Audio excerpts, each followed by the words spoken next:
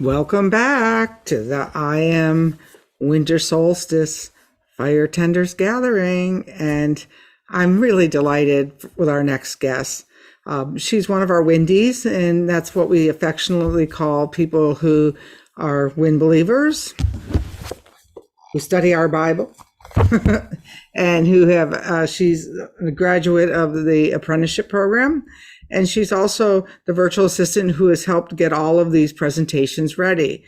And on her own merit, where's she going? On her own merit, she is a medicine woman, and she works with herbs and plants and brings a wealth of knowledge to our gathering. And she's going to talk about seeds of gratitude. Erica, take it away. Awesome. Thank you so much, Renee. I appreciate the introduction. I am so happy to be here with all of you today, sending you all much love and light from the desert in New Mexico. I heard the call in the wind in 2019, and the wind directed me towards Renee and the Wind Clan and the I Am Symposium at that time. And the love and support that I found there in the clan, the light that people shared, and the altars from all over the world, that just blew my mind. So I have been participating ever since. When I heard that she had opened up an apprenticeship program and was taking applications, I didn't think twice and I applied. And for anyone who has taken any of the windwork courses with Renee, I'm sure that you understand how it is to work with the winds, the process of realignment, of shedding those layers, which sometimes can be painful. This is not always a smooth um, journey, but it has always been an opportunity for me to learn and to grow. I find myself always in a frequency where I am healing and growing from within. So I appreciate that. Thank you very much, uh, Renee, for opening this platform, and for you all as well for being here today and helping tend the fire with all of us. I hope that your light is shining bright wherever you happen to join in from. So, as Renee said, we are going to be talking about seeds of gratitude and what plants in my area of the desert foster gratitude, which is what leads us all to this healing process. You can't heal without gratitude. So, let's get started. I'm going to go ahead and share my screen with you.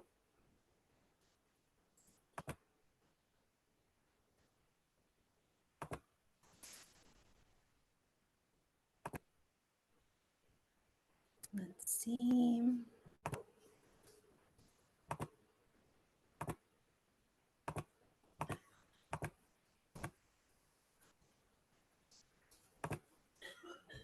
Okay, so we are going to be talking about spreading seeds of gratitude, right? A brief introduction as to who I am. You know that I am Erica. I am a resident of the Chihuahuan Desert. I have been living here for all of my life.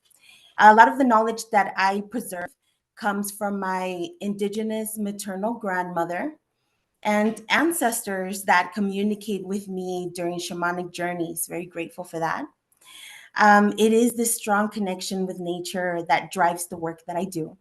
I have studied and practiced herbalism and herb medicine for over 15 years, and it is my mission to preserve and share organic medicinal practices rooted deep in Mexican culture to ensure that they are available for future generations.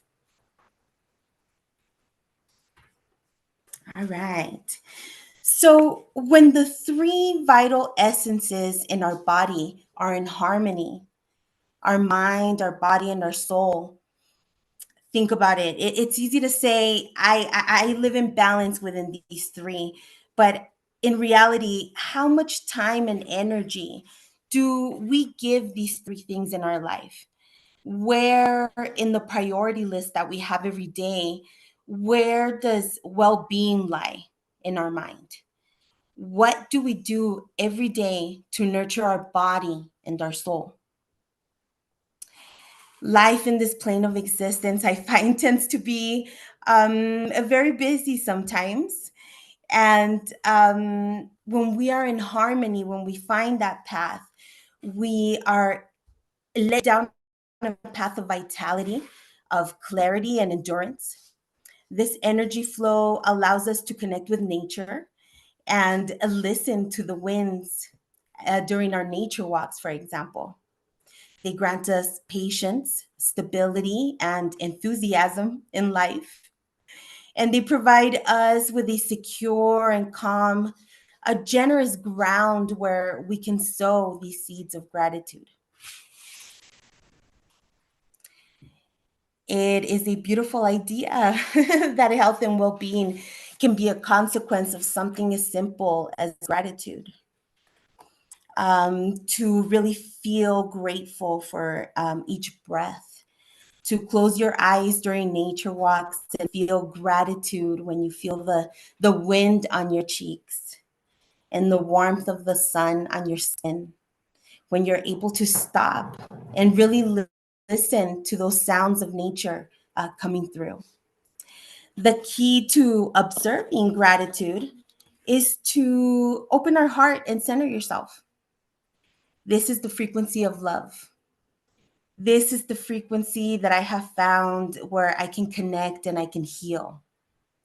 This is where I personally can create the medicine that I do.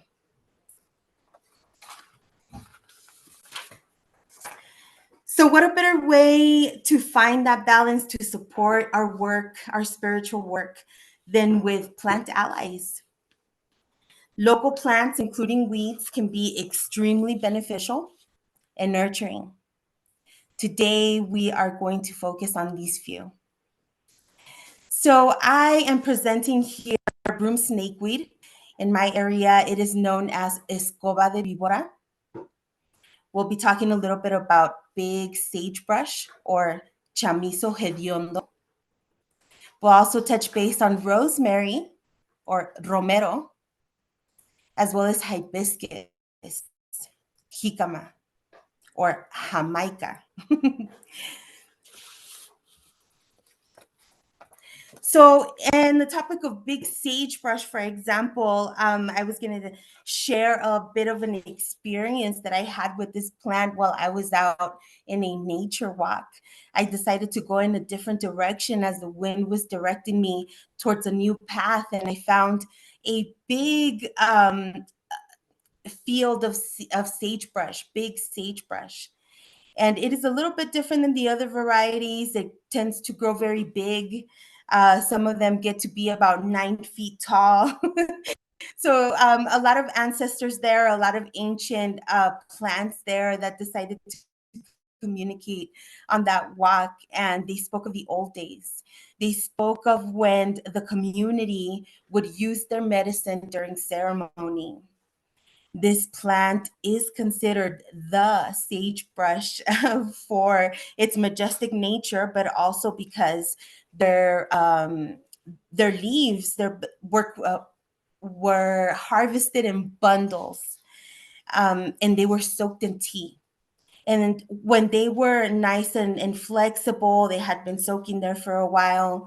They would place the bundles on hot rocks inside of sweat lodges. So during these sacred ceremonies, this plant not only purified the environment, but it purified the mind, the body, and the soul of the person who was in this ceremony inside the lodge. It is an antimicrobial plant. So it is awesome to know that we have a first aid plant out there in the desert, that if anything was to happen, any scrapes, any cuts, this is something that you would use to clean a wound, for example. Next, we will talk about broom snakeweed. A small little bush that often goes unnoticed in the desert, but oftentimes it does tend to grow in patches, in large patches, not everywhere, but if we're lucky, if we're lucky enough to find them, we can go ahead and harvest from locations like that. This is a little video I hope you can see.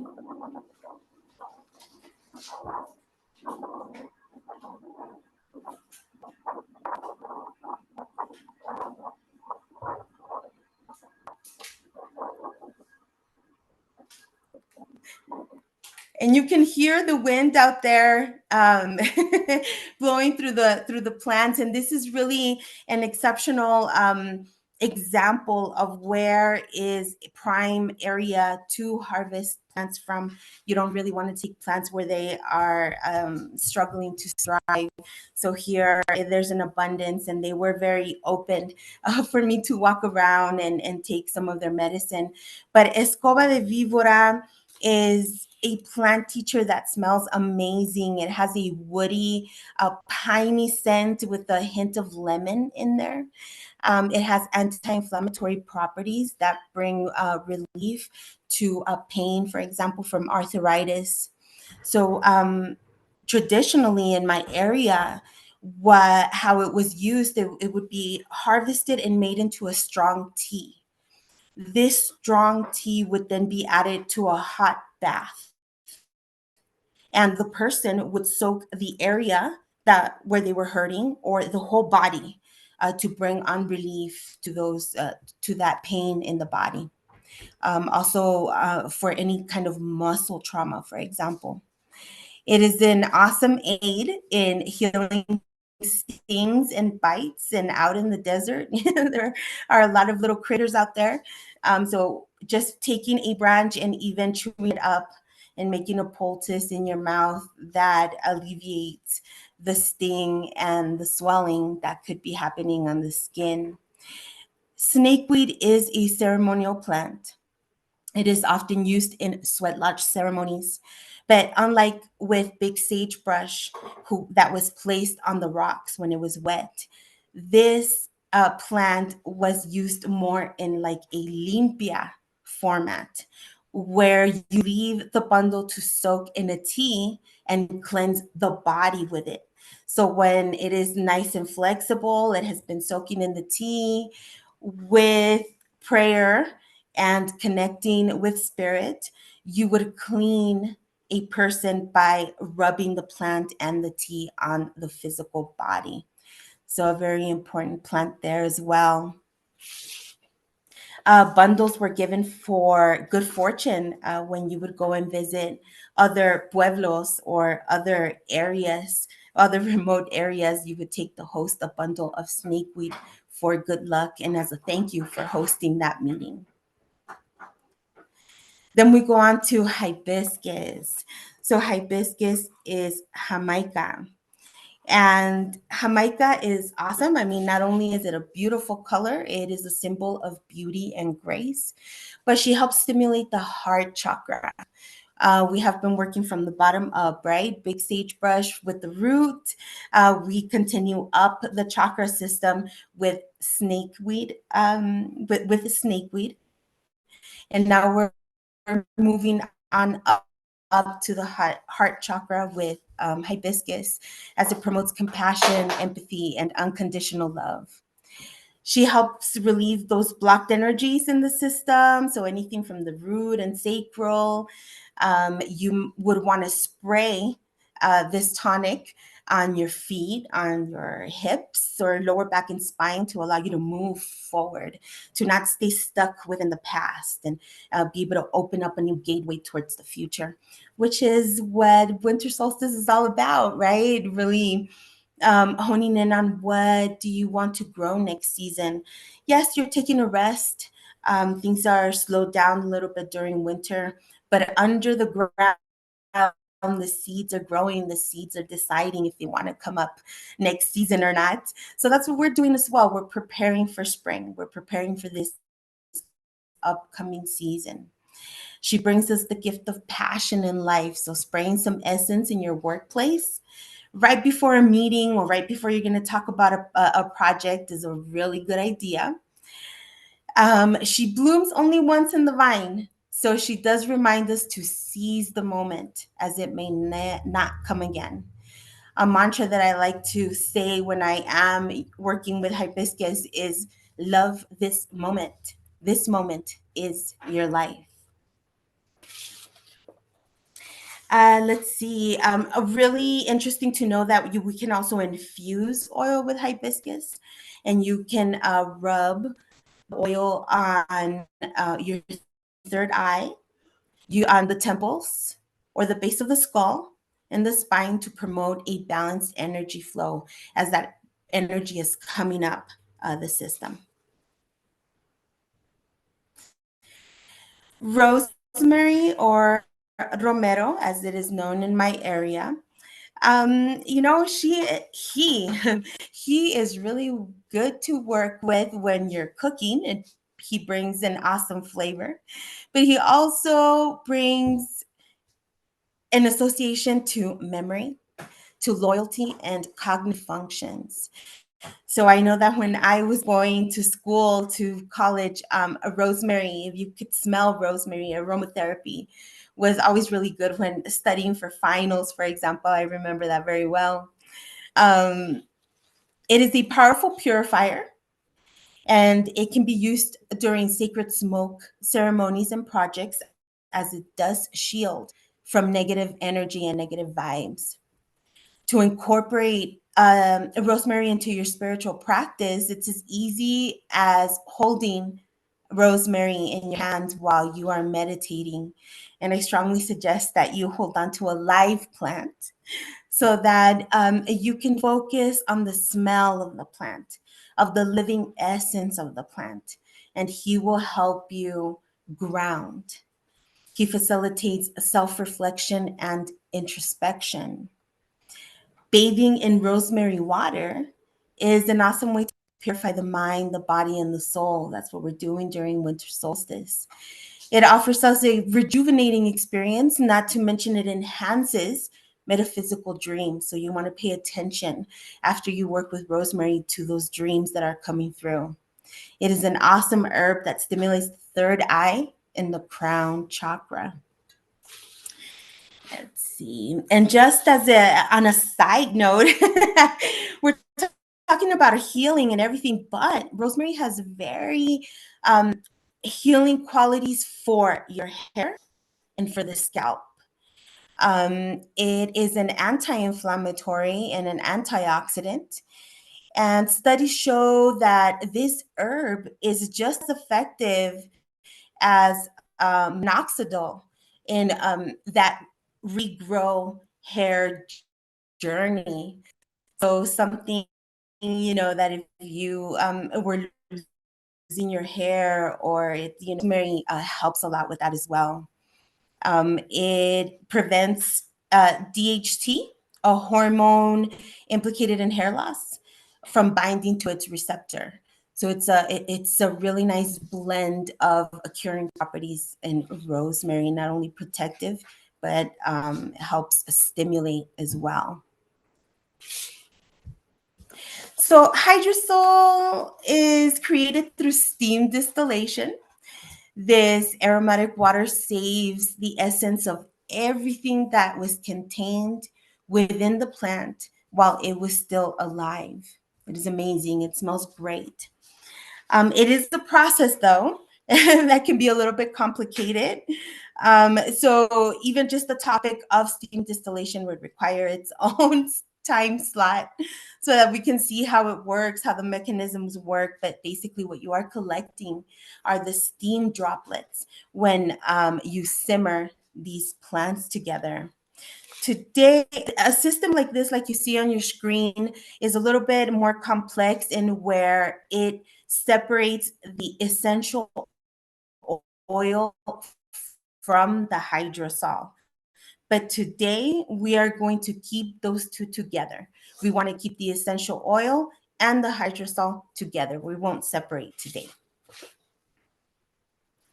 So in a clean pot, well, first, let me just say that because we are working with Renee and she is the practical shaman, there is a practical way of making hydrosol at home. So this is what we're going to be talking about here in the other slide. We are going to gather a clean pot, a deep clean pot, and place a high temperature container in the middle, as you see here in the picture. We are going to surround this container with your plant material. Here you can see that I have put my hibiscus, I have put my rosemary, my big sagebrush, my snakeweed is in there. All the plants that we talked about are surrounding the heat resistant container. We are going to add distilled water, very important, because then sometimes we tend to destroy our pots a little bit when the faucet water tends to have a lot of minerals in it. But distilled water is the water that is closest to a neutral and natural pH level. So distilled water, we will place it to where the plant material is soaked, but not all the way to the top to where we are covering that container in the middle. We will put or add the lid to this pot upside down so that the handle of the pot fits right into this container. As the pot simmers from the inside, we will add some ice cubes to the top of the lid and we will allow them to melt. And we will do this, we will clear the water, add more ice cubes about 3 or 4 times. And what we are left with is a clear, oftentimes clear, excuse me, oftentimes clear substance in the middle. All those steam droplets drop down through that handle into that receptacle right there. Let's see. It is a potent hydrosol created through steam that captured the essence of the plant. And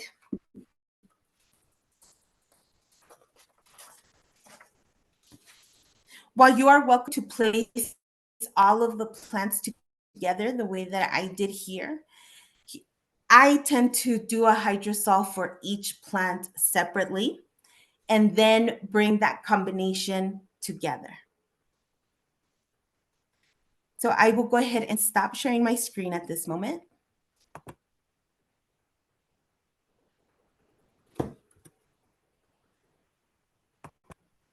And I will come back to you here in the Zoom meeting, in the Zoom feed. And I will show you what I have here. Hopefully you can see. It is an awesome, awesome color coming through due to the hibiscus and the rosemary.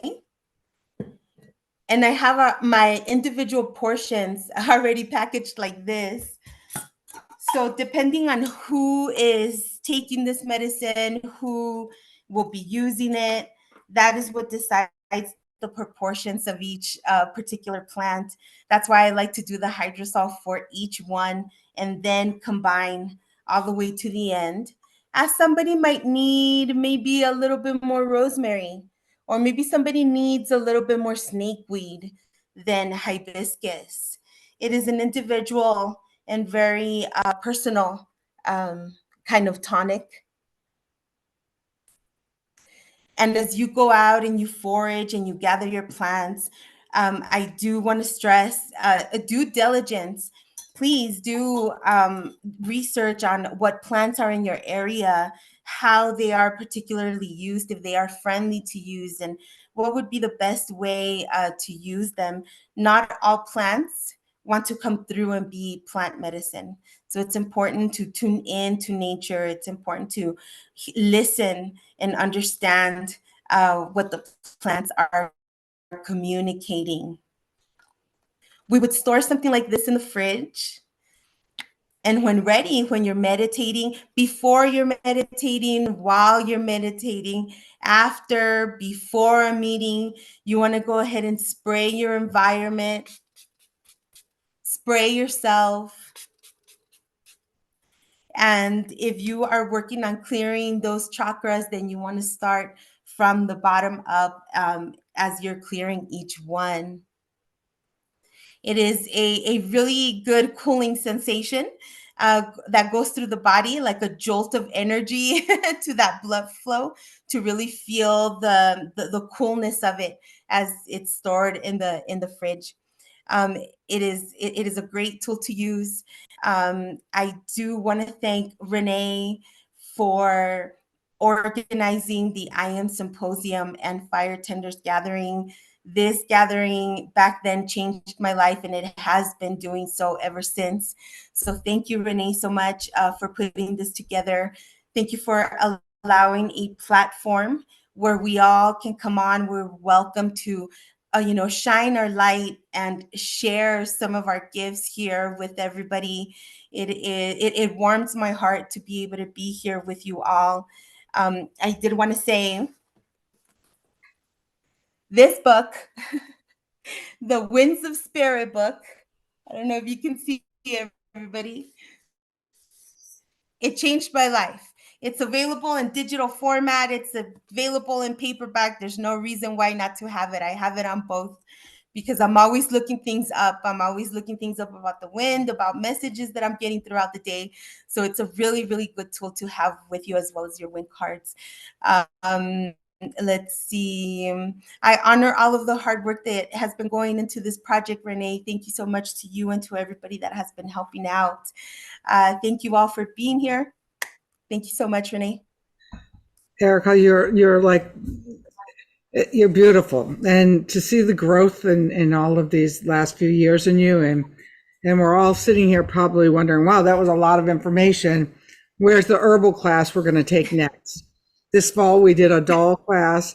I put the doll in the fire the other night last night at the solstice fire, and because you're supposed to burn them, and so I finally got around to burning my doll. And you're really an honor to work with and watch you grow and to share, you to evolve into this wealth of information that you've been collecting, and now that you're really out there blooming, and made me want some of that spray. Do I need it? So thank you very much, and we will see you again at the fire in another half an hour. And it's like really, Erica translated Alejandro. Did everyone get a chance to listen to that? And coming up next is Jorge Luis Delgado at 3:00, and he's a treasure as well. So I love the fact that we have the indigenous representation in terms of some of the southern countries this year, and somebody on staff who can actually translate for us. I mean, you should see when we do this. So thank you so much, and we will see you all. Continue to support this, continue to keep your lights burning, and we will continue to see you at the fire. We have a lot of people to come still.